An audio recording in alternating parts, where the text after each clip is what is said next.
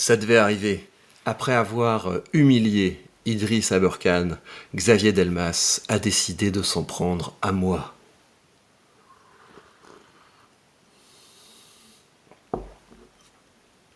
Il m'a recadré sur le sujet des dividendes. Regardez. Et toi, si tu devais garder qu'un critère, ce serait quoi ? Alors, c'est là qu'on a des stratégies qui sont différentes, mais si je devais regarder qu'un seul critère, ce serait la vitesse à laquelle l'entreprise a augmenté son dividende. Mais en fait, quand tu déplies ce critère, il est super intéressant. Donc après, il faut aimer les dividendes, il faut considérer que c'est important. Mais une entreprise qui est capable d'augmenter régulièrement son dividende, qu'est-ce que ça veut dire ? Ça veut dire qu'elle est a priori saine financièrement. Parce que elle a les moyens de payer une grosse partie de son dividende. Ça veut dire qu'a priori, elle fait beaucoup de bénéfices. Parce que ça veut dire que elle a de plus en plus d'argent à partager avec ses actionnaires. Ça veut dire que je m'enrichis au fur et à mesure sans avoir à rien faire. Donc c'est des choses qui sont très importantes. Après, il faut pas regarder ça isolément, parce que immédiatement après, moi, ce que je vais regarder, c'est le payout ratio. Parce que si une entreprise augmente son dividende régulièrement, mais que ça pèse de plus en plus sur les finances, moi j'ai envie que l'entreprise ne verse pas plus de 50% de son bénéfice en dividende. Sinon, j'aurais l'impression qu'elle est en train un petit peu de couper la tête de la poule aux œufs d'or. Et donc ça va être la première chose que je vais regarder. Moi, j'ai envie d'avoir dans mon portefeuille des entreprises qui, plus on avance dans le temps, plus mon revenu passif augmente.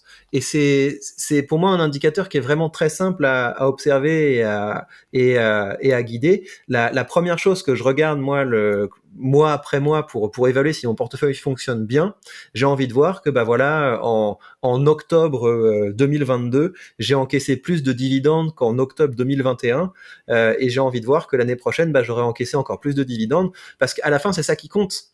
À la fin, c'est ça qui va compter si on construit un portefeuille, c'est qu'au bout d'un moment, ce portefeuille, ce soit véritablement quelque chose qui nous rapporte de l'argent. Et j'imagine qu'il y a des matières détournées d'arriver à ça. Donc, investir sur des boîtes de croissance qui vont grandir, et au bout d'un moment, on va pouvoir en vendre des parties pour pouvoir encaisser du cash. Mais moi, la stratégie que je préfère, c'est d'être focalisé là-dessus pendant tout mon parcours. Et donc, je vais avant tout regarder ça. Est-ce que l'entreprise est effectivement capable de verser un dividende croissant et de le faire tout en restant profitable.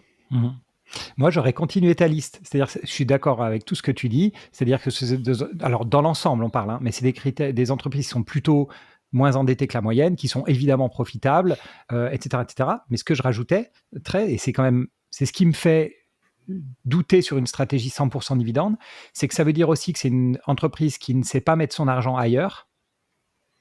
Donc, ça veut dire qu'elle estime... c'est une entreprise aussi qui se sert de ça pour garder des actionnaires, parce que sinon les actionnaires partiraient. Et l'autre point qui est aussi un énorme point, c'est que ça veut dire que si tu prends le cycle de vie des entreprises, ce sont des entreprises qui sont matures. Tu vois, si tu fais une courbe en cloche comme ça, parce que ça vit et ça meurt, les entreprises. Ça veut dire que tu serais investi dans IBM au top et au début de sa chute, dans General Electric au top et au début de sa chute, etc.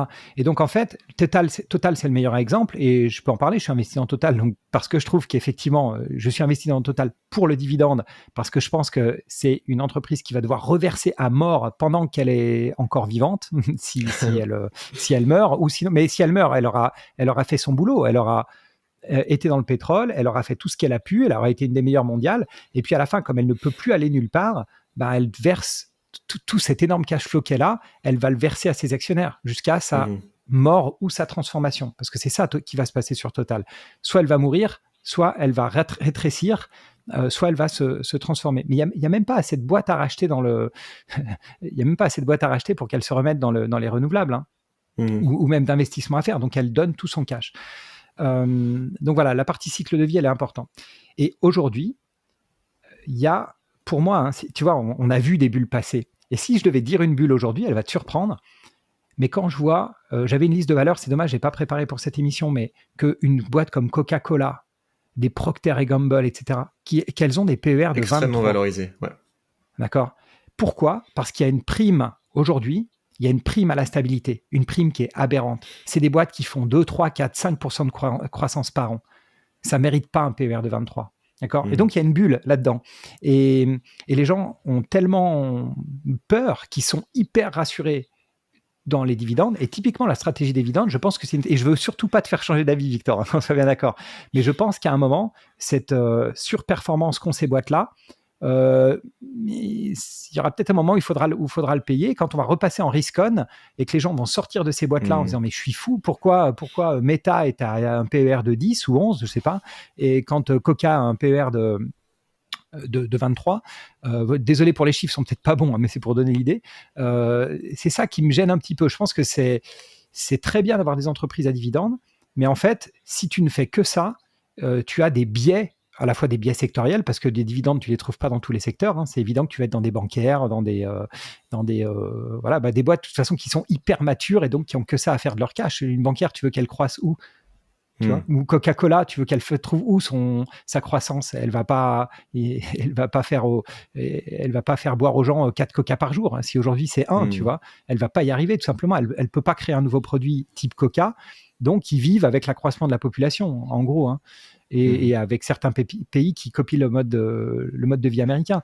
Mais et donc, ouais, c'est bien d'en avoir. C'est un buffer pour un portefeuille. C'est quelque chose qui va te permettre d'encaisser les baisses, etc. Toutes ces défensives-là, les Danone, Nestlé ou autres. Mais je suis pas confortable d'avoir un portefeuille 100% avec ce type de valeur. C'est pour ça que vraiment, j'ai insisté sur moi, je regarde pas le yield. C'est pas le rendement mon indicateur principal. C'est la vitesse d'augmentation du dividende. Et en fait, c'est pour ça que j'ai une stratégie qui est plutôt active. Même si j'essaie de garder 50% de mon portefeuille en ETF, je distingue 3 types de valeurs parmi les entreprises à dividendes que j'achète. Je vais avoir les entreprises avec la plus forte croissance de dividendes. Donc c'est là que je vais avoir des boîtes comme Microsoft, comme Home Depot, comme BlackRock, même si BlackRock c'est un peu bizarre parce que c'est une cyclique, donc elle a tendance à bien se rétamer, mais elle est capable de bien augmenter son dividende. Donc je vais viser des boîtes qui augmentent leurs dividendes à 2 chiffres. C'est ça que je vais viser, des augmentations de dividendes à 2 chiffres. Je vais avoir une seconde poche avec des entreprises qui sont... ça pour moi, ça va être un mix entre croissance et rendement. Donc dans cette partie-là, je vais avoir des boîtes comme Starbucks, je vais avoir des boîtes comme Johnson & Johnson, donc les boîtes classiques qui ont l'habitude, enfin c'est tout ce qui est dividende aristocrate en fait, les boîtes qui ont été capables, mais je vais quand même sélectionner celles qui augmentent vraiment leurs dividendes. Pour te donner un exemple, j'ai viré Colgate récemment, justement pour cette raison, parce que je me disais mais Colgate c'est quand même cher, parce que quand on voit le rendement et quand on voit la vitesse minable à laquelle ils augmentent leurs dividendes, quelque chose comme 1,5% par an, 2% par an, bah tu te dis ok, là on est en haut du toboggan et ça va, donc ça dégage. Mais j'ai quand même une partie de mon portefeuille avec des entreprises qui sont là vraiment pour le rendement. Et c'est là que je vais mettre les REITs, donc les foncières, à la fois les foncières immobilières, mais les foncières de crédit. Donc des boîtes par exemple comme Main Street Capital qui va avoir un rendement de 7% et qui verse un dividende tous les mois. Et donc c'est une entreprise qui finance les entreprises de taille moyenne, qui font des crédits pour permettre le développement des entreprises. Et si je sélectionne cette boîte-là et pas une autre, c'est parce qu'il y a à la fois le côté rendement, mais il y a aussi le côté, cette boîte est capable quand même d'augmenter son dividende régulièrement. Et elle est pas, enfin sauf dans les grandes périodes de crise, le dividende c'est pas délirant par rapport à ce que l'entreprise gagne. Donc je vais avoir cet équilibre. Et moi mon objectif au fur et à mesure de mon parcours d'investisseur, c'est que aujourd'hui je vais essayer d'avoir plus dans mon portefeuille les boîtes tech qui versent des petits dividendes mais qui vont être un dividende croissant, et plus je vais me rapprocher du moment où je vais vouloir bénéficier des revenus de mon portefeuille, plus je vais augmenter la poche dans ce portefeuille des boîtes qui sont vraiment là pour le rendement. Donc effectivement, il faut tenir compte du cycle de vie des entreprises, mais je trouve que ce pari de bien connaître les entreprises qu'on a dans son portefeuille et quel est le moment pour dire au revoir à une entreprise, parce que effectivement j'ai pas envie d'avoir IBM ou Intel, voilà, je pense que Intel is the new IBM, là c'est parti, là ça va être un peu problématique pour eux. Je trouve que c'est quand même plus sûr que de jouer ce pari à un moment je vais quand même besoin d'avoir du revenu avec mon portefeuille et là je vais vendre. Mais si c'est pas le moment pour vendre, Si le moment où j'ai envie d'avoir des revenus de mon portefeuille, c'est un moment où ça s'est complètement craché les marchés, c'est voilà. Je trouve que me dire même au moment où je vais commencer à avoir des revenus de mon portefeuille, il est suffisamment bien équilibré pour que la croissance du dividende me permette d'avoir un revenu qui augmente, alors même que je suis en train de me faire de sortir de l'argent. Mhm. C'est ouais, j'intègre les risques que tu prends en compte, mais je suis peut-être trop orienté sur le cash flow, mais j'investis vraiment pour le cash flow. Pour moi, Mhm. c'est un critère qui me permet de me dire je suis pas en train de me planter. Mais je comprends à 100% si ton but, c'est d'obtenir un revenu de la bourse. Parce qu'il faut l'avouer, la bourse, c'est pas le meilleur moyen, en fait, d'avoir un revenu. C'est pas la norme. Et d'ailleurs, les entreprises, elles payent de moins en moins de dividendes. Dans les années 80, Hmm. 90, il y avait, je sais plus, mais il y avait la majorité des boîtes qui versaient des dividendes. Aujourd'hui, c'est presque anormal de verser des dividendes et encore plus des dividendes élevés. Et donc, c'est réservé à certains secteurs. Et c'est ça qui me gêne un petit peu. Et tu vois, par exemple, Hmm. le Covid, moi, je suivais 2-3 investisseurs qui sont, on va dire, rentiers et donc qui vivent comme tu le souhaites de leurs revenus. Et il y a eu la tempête parfaite au niveau du Covid, c'est-à-dire que comme c'est très très concentré sur quelques secteurs, le Hmm. Covid, qu'est-ce que ça a fait? Ça a éclaté les REITs, c'est-à-dire tous ceux qui sont investis dans les murs commerciaux, etc. Alors, bon, eux se sont fait éclater, les pétrolières se sont fait éclater, les magasins à la Carrefour, machin et tout, enfin tu vois, tous ceux, enfin eux encore ont bien tenu. Mais il y a eu pas mal, tu vois, Starbucks par exemple, enfin tous ces trucs-là, il y a eu un peu la tempête parfaite qui a fait que bah, si tu investis qu'en dividendes, et que tu as laissé un peu de côté la tech, qui justement qui ne versait, bah, c'est pourtant la tech qui a tiré tout le marché post-Covid, tu vois. Donc c'est pour ça que, bon, moi, de toute façon, diversifier, c'est un truc que j'ai. Hmm. C'est une puce qu'on m'a mis sous la peau il y a 20 ans, comme quoi il fallait être diversifié. Je peux plus, même si j'ai des convictions, je suis forcé maintenant d'être diversifié. Ça m'a trop sauvé la vie. J'ai vu trop de fois où je me suis planté, trop de fois des Hmm. événements inattendus, etc. Et c'est pour ça que je passerai un peu plus tard à enfin, quelques critères pour prendre ma décision. Et à la fin, admettons que je trouve une boîte super, je veux l'acheter. Et il y a un dernier critère qui est, je fais la même chose que toi en fait, qui est, mais quel est le fit de cette valeur avec mon portefeuille?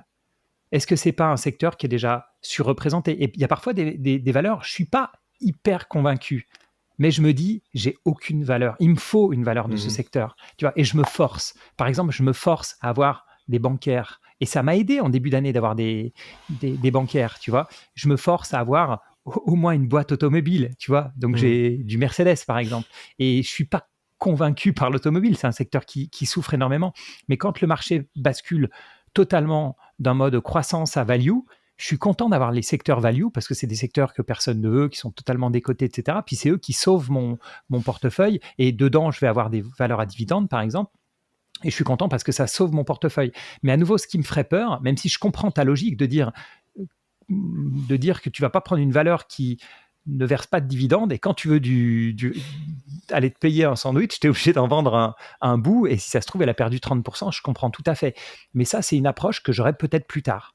Peut-être qu'une Hmm. fois à la retraite et quand je voudrais juste que ça paye mon quotidien ou peu importe, peut-être qu'à ce moment-là, je basculerai sur une stratégie un peu plus similaire à la tienne. Mais Hmm. je ne vois pas pourquoi je ferais le job aujourd'hui d'allocation du capital. C'est-à-dire, je veux absolument qu'on me verse l'argent et après, je choisis où le réallouer. Il y a des boîtes qui font ça très bien Hmm. au sein de Absolument. leur propre entreprise, quoi. Tu sais, pendant le Covid, il y a peu de boîtes qui ont coupé leurs dividendes. Oui. Ça, le truc aussi.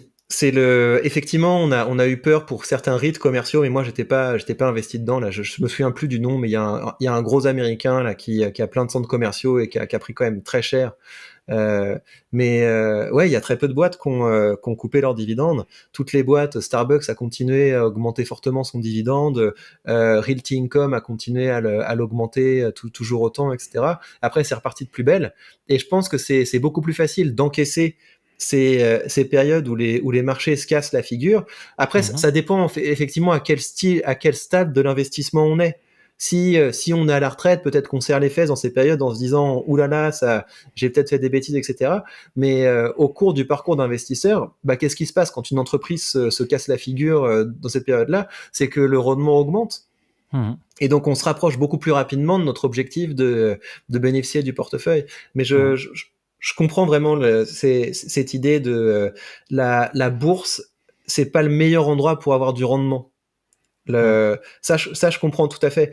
Mais d'un autre côté, tu sais, si on dit par exemple l'immobilier, c'est un endroit qui est mieux pour avoir du rendement, c'est plus difficile d'avoir rendement plus diversification. Parce C'est vrai. que en bourse, on l'a. C'est-à-dire que, enfin voilà, un retraité qui parie sur le fait que son locataire va le payer, etc., il peut se retrouver vite le bec dans l'eau. Alors que quand on est investi dans des boîtes à dividendes, enfin quand même, quand c'est suffisamment bien réparti, la diversification fait qu'on peut quand même encaisser pas mal de chocs. Et puis on a le temps quoi de se dire, ok, cette boîte donne des signes, voilà, un peu inquiétants. Et au pire, on se met dans des ETF à distribution et donc au bout d'un moment ça peut aussi fonctionner. Comme d'habitude, je vous rappelle que ce que vous venez de voir n'est qu'une toute petite partie de la longue discussion que nous avons eue avec Xavier sur la manière de bien gérer un portefeuille en bourse. Comme d'habitude, vous avez dans la description de cette vidéo le lien vers l'épisode de ce podcast. Vous pouvez nous soutenir et vous aider à vous apporter toujours plus de valeur en nous mettant un gentil commentaire et 5 étoiles sur votre appli de podcast préféré. Et ce n'est pas tout, je vous rappelle également que j'ai activé les commentaires dans ma conversation Telegram, donc ça veut dire que vous pouvez venir pour discuter de business, de création de contenu, d'investissement avec des gens de qualité. Et finalement, sachez que si vous voulez commencer à investir, vous trouverez également le lien vers le courtier que j'utilise et en suivant ce lien, vous bénéficiez d'une action gratuite dès que vous créditez votre compte. Prenez bien soin de vous et à très vite.